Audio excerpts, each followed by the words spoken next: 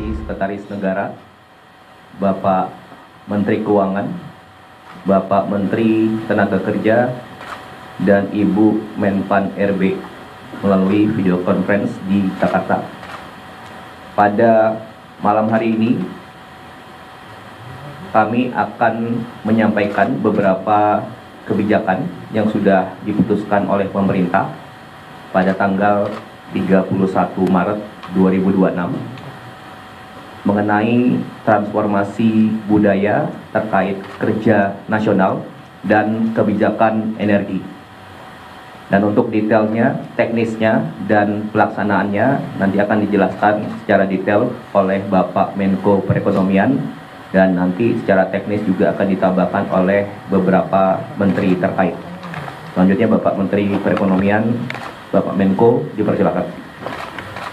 Terima kasih Pak Seskap, Pak Menteri SD, Pak Menteri Investasi, Bapak Ibu Menteri yang secara luring di daring di Jakarta, Pak Mensesnek, Menteri Keuangan, Bung Menpan RB, Pak Mendagri, dan Pak Menaker.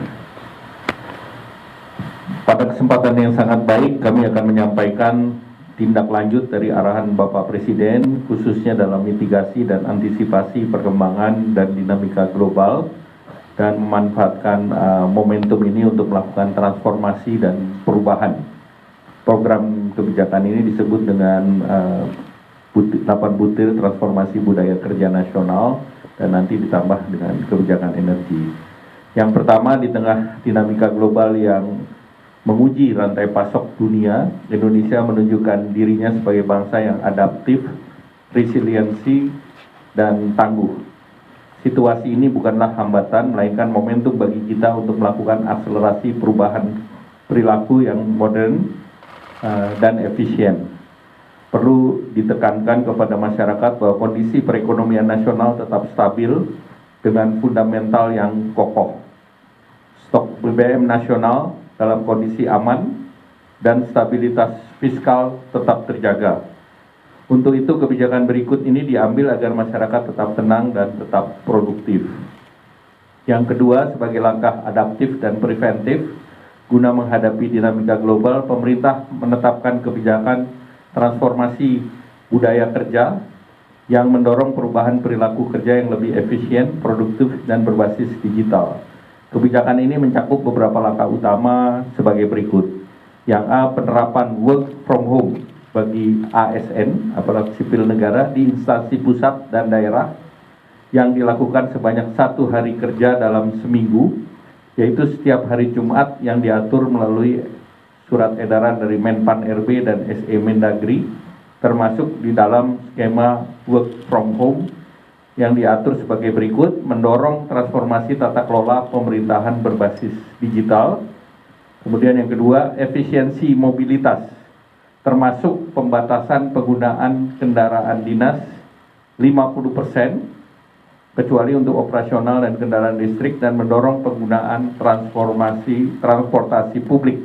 Jadi mengurangi kendaraan dinas dan menggunakan semaksimal mungkin transportasi publik. Kemudian efisiensi perjalanan dinas di dalam negeri hingga 50% dan luar negeri hingga 70%.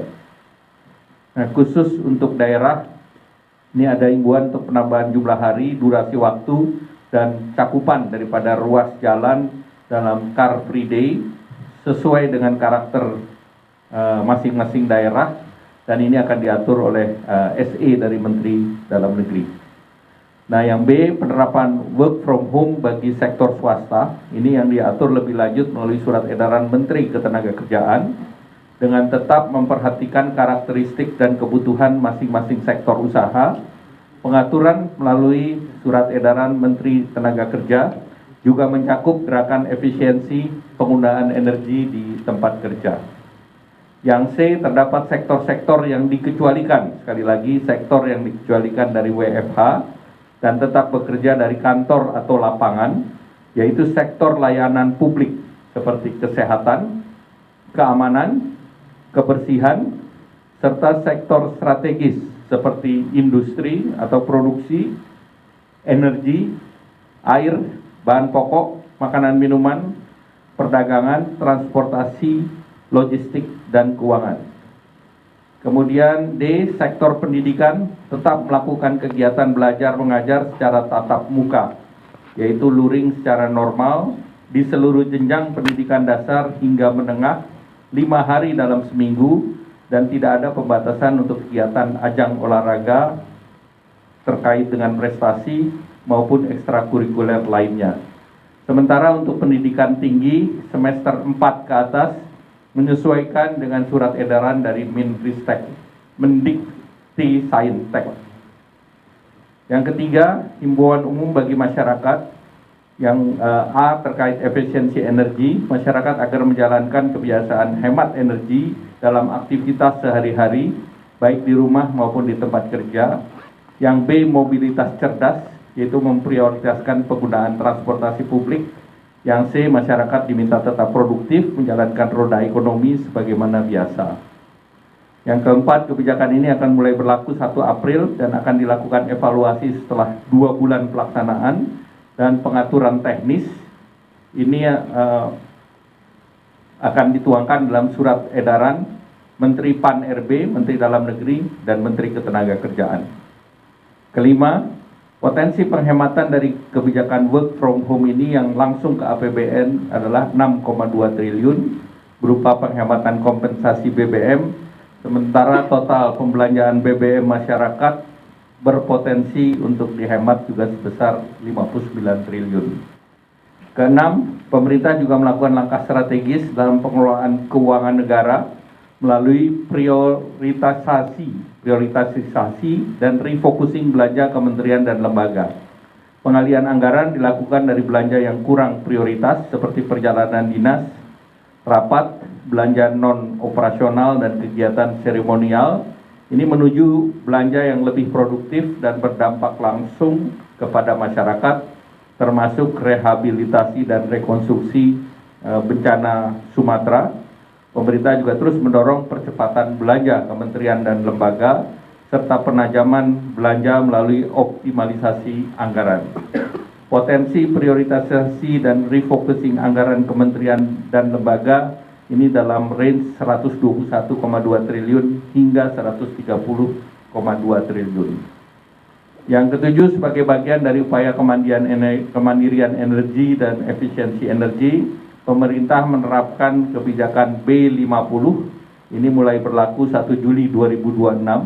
Pertamina telah siap untuk mengimplementasikan blending, dan ini berpotensi mengurangi penggunaan BBM berbasis fosil sebanyak 4 juta kiloliter, dan ini dalam 1 tahun. Tentu ini dalam 6 bulan ada penghematan dari fosil dan juga ada penghematan subsidi daripada biodiesel yang diperkirakan nilainya 48 triliun. Untuk memastikan distribusi BBM, pemerintah akan melakukan pengaturan pembelian dengan penggunaan barcode My Pertamina dengan batas wajar 50 liter per kendaraan, tetapi ini tidak berlaku bagi kendaraan umum, dan untuk detailnya nanti akan disampaikan untuk energi ini oleh Pak Menteri ESDM. Kemudian selain langkah di atas, pemerintah mendorong optimalisasi daripada program makan bergizi gratis sebagai program, dan program ini diarahkan untuk penyediaan makanan segar selama 5 hari dalam seminggu, dan tetap memperhatikan pengecualian seperti untuk asrama, daerah 3T, dan daerah yang dengan tingkat stunting tinggi. Potensi penghematan dari kegiatan ini mencapai 20 triliun. Dan keseluruhan kebijakan ini merupakan bagian dari transformasi struktural menuju ekonomi yang lebih efisien, produktif, dan berdaya tahan. Dan pemerintah mengajak seluruh masyarakat dan dunia usaha untuk tetap produktif, berpartisipasi aktif, dan mendukung efisiensi dan transformasi budaya kerja ini. Terima kasih, kami kembalikan.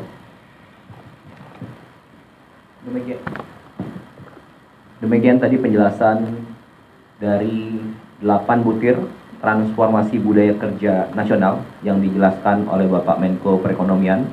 Kemudian atas arahan Bapak Presiden, Selanjutnya Bapak Menteri SDM, Bapak Bahlil Lahadalia akan menyampaikan lagi secara rinci mengenai kebijakan energi nasional. Dipersilakan Bapak Menteri SDM. Terima kasih Pak Seskap, yang saya hormati Pak Menko, Bapak Ibu Menteri semua yang saya hormati, mohon maaf tidak sebut satu persatu, menindaklanjuti apa yang menjadi arahan Bapak Presiden dan apa yang telah digariskan secara umum tadi disampaikan oleh Pak Menko. Kami menyampaikan beberapa hal penting terkait dengan kebijakan di sektor